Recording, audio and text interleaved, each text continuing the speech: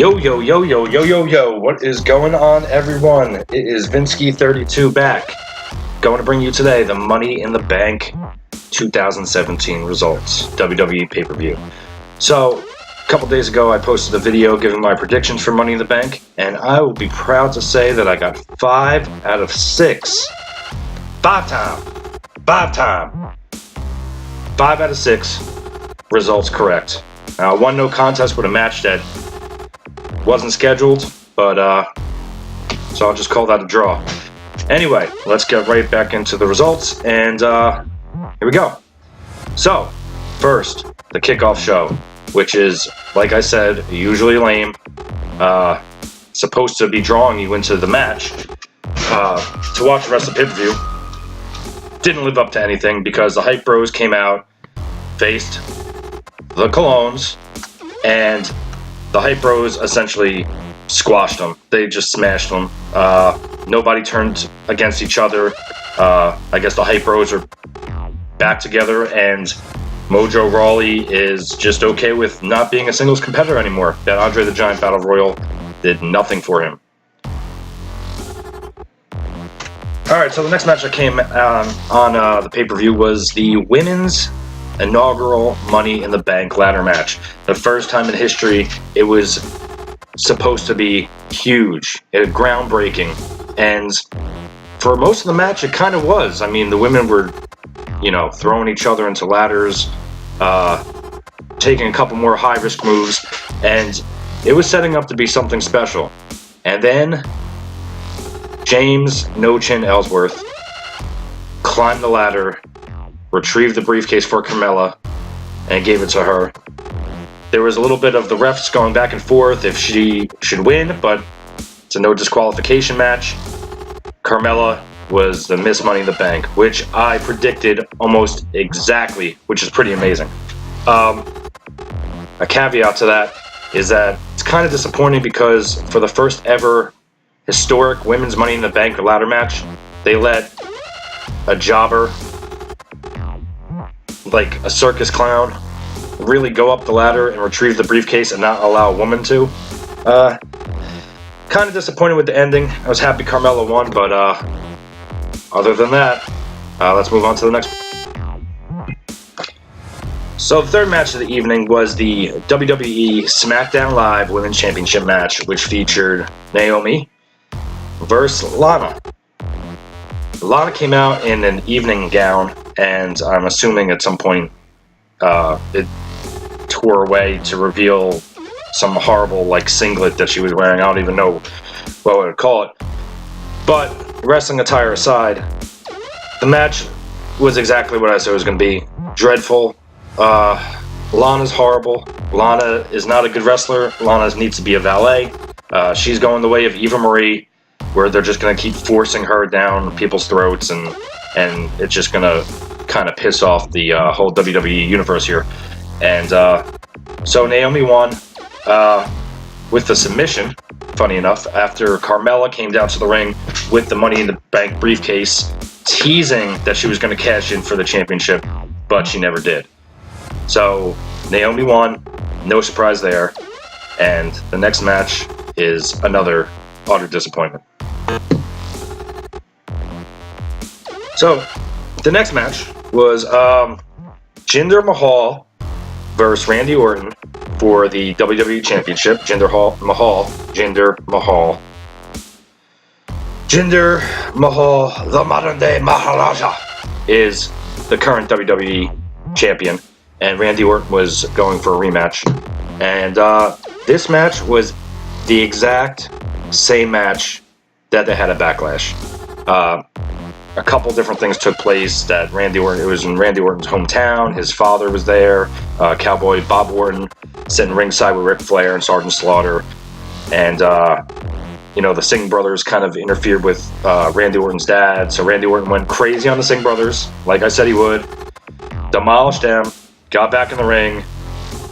Jinder Mahal hit the Colossus and ended Randy Orton's hopes of becoming WWE Champion once again. Just horrible match. You would think that they would put something different, was really disappointed. I'm glad that Jinder Mahal won. I would have liked to see a better match without all the distractions, but I guess that's the way they're going to be going with it in the future. It's going to be interesting to see who faces Jinder Mahal next. After that, before the main event of the Money in the Bank men's match, there was a little filler match between Breezango and the Ascension. It brought the Ascension out. I was kind of hoping that the Ascension would show a little bit of dominance and go back to what they were in their NXT days. I mean, they were the longest reigning tag team champs in NXT, and they're a joke. They're just a joke. They're jobbers. They can't even wrestle a match that's up to 7 minutes long. Anyway, Tyler Breeze and Fandango won easily, and that pretty much was just to fill time to extend the pay-per-view because there was not that many matches. It seems that SmackDown's pay-per-views always have to throw something in because they can't fill a card. I don't know why. They have enough talent, but they're just not using it properly.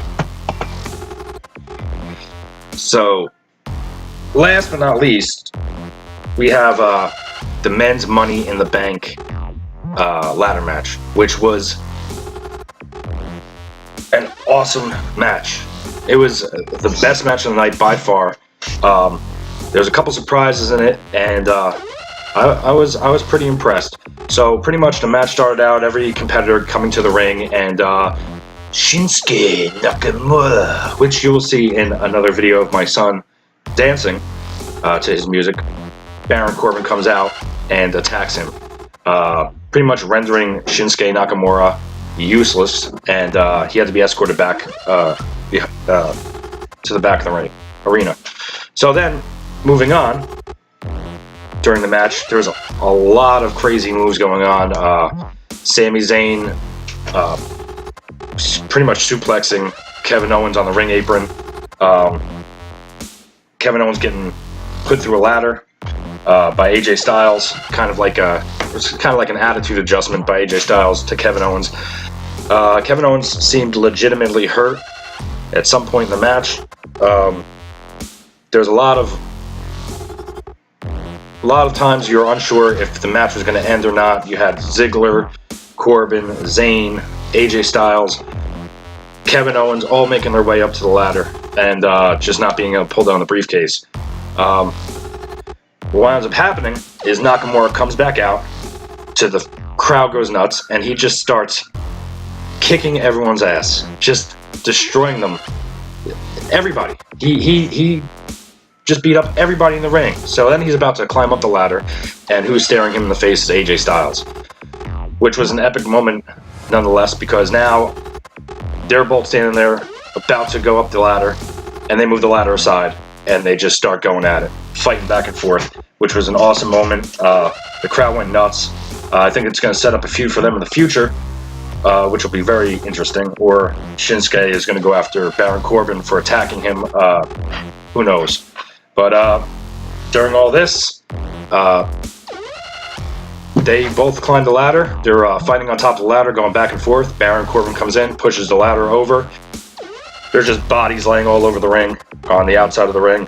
Baron Corbin goes up, reaches up, grabs the Money in the Bank briefcase, and that's it. That's your number one contender for the SmackDown WWE Championship, Baron Corbin. Like I said before, it was an amazing match. I have no problem with Baron Corbin being the champ. I was hoping Sami Zayn would have won. That was the only match that I didn't get correct. And I thought Zayn was going to win at some point, but, you know, you can't be perfect all the time. Anyway, overall, I give the pay-per-view about a C.